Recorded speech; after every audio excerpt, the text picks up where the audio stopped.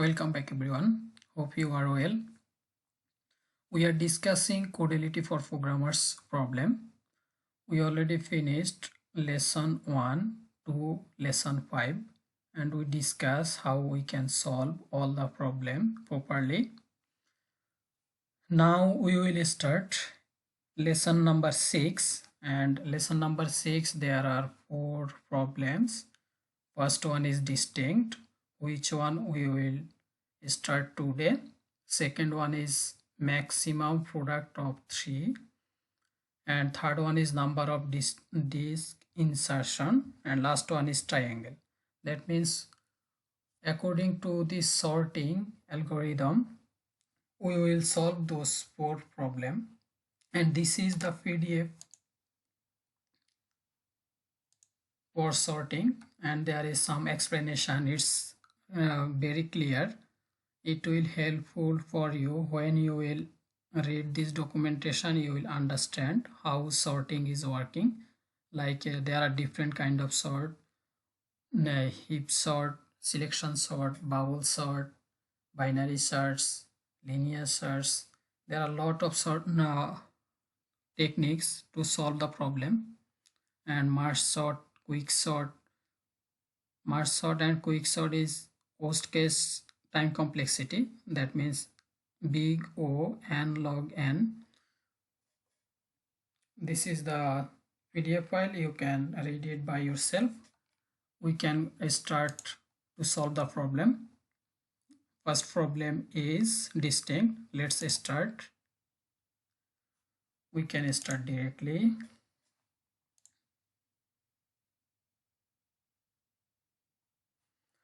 At first we should read, like always, the problem statement. We will try to understand what we have to solve. Later we will solve step by step. What is the problem? Let's start to read. Write a function, class solution, that will be the class, and this is the method, public int solution, and this is the variable, array variable, integer value. It will take integer value, and the variable name is a. That given an array a consisting of n integers, that means it's a bunch of integers value, return the number of distinct value in array a. For example, given array a consists of 6 elements such that distinct value means, that means one integer value, it should be count only one. Like it will not take similarities, it will take just only one value. For an example, you see there is 3 1 2 2 and 1 3, only 1 3, so it will count only 1 2 3. That means the distinct value is 3. The function should return 3 because there are 3 distinct values appearing in array A, namely 1 2 3, what I was explaining before. And we should solve this problem to following these assumption. It's give us hints. The array value should be integer and within this range 0 to 1 million, and each elements of array A is an integer within the range. It will be this range. So now let's start. What we have to do at first we should check a special case. We will check if array is empty or not. That's why we should use control flow statement, and we are going to checking array is empty or not. We are using a dot array length, and it's if it's smaller than or equal to 0, then it will return 0. Because array is empty, then we don't need to do further work. Later they are asking we should find out return 3. That means it will count how many distinct value we have. That's why we should take one global variable and for understanding I am taking its count. You can take whatever you want. You know, if array is not empty, that means at least one element we will get. So count will start from 1. Later, what we have to do, we can sort the array, because you see at first it's a start from index number 2. In index number 1 it's 1, index number 2 again it's 1, index number 3 2, index number 4 it's 3. But we can sorted it like a lower to higher, like 1 2 3.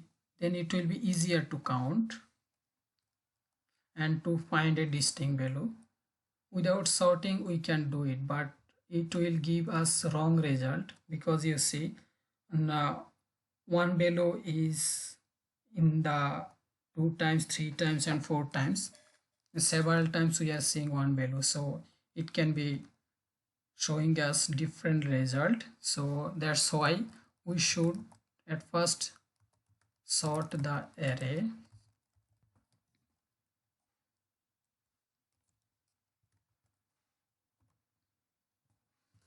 and this is the library. That's why we should import it, java.util.this library.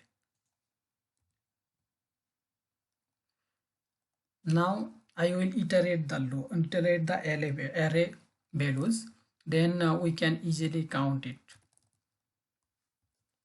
Now I am iterating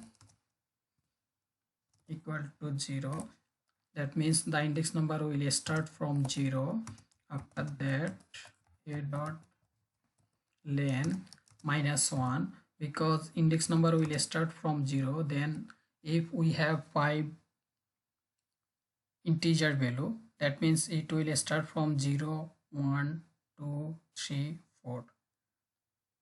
So it should be -1. The value will be 5, but length will be until 4. That means less than 5. That's why we should do -1, otherwise it will show array out of bound. I will show you why I used -1.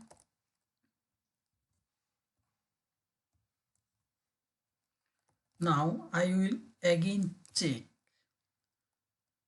if value is distinct inside the array or not. That's why I should check array values. Let's say at first the variable name is a and array value is not equal to, if array value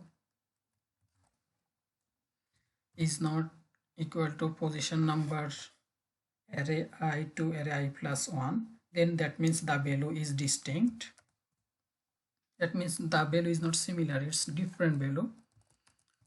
If it's happened, then count will be increased like this way, and later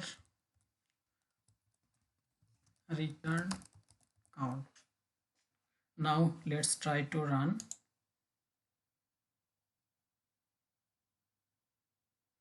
It's work properly with example test. I was telling you why I use -1. Now I will show you what is the problem.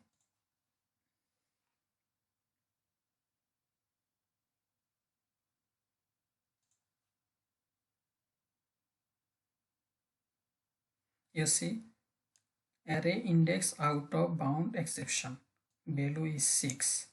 See 6, but no, we are not using -1. That's why it's looking next number. But you know, our index is starting from 0, so it can take number 7 if it will not here. Index number 7 it's not possible to get. We have 6 value, it's looking index number 6, but normally from 0th index it will count until 5 and we will get 6 element. So that's why we should use -1.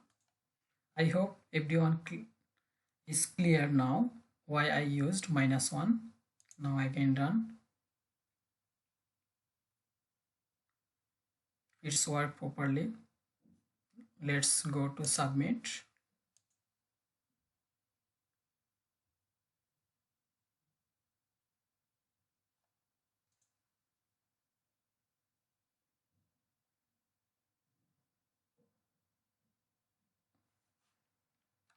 It's evaluating all testing case.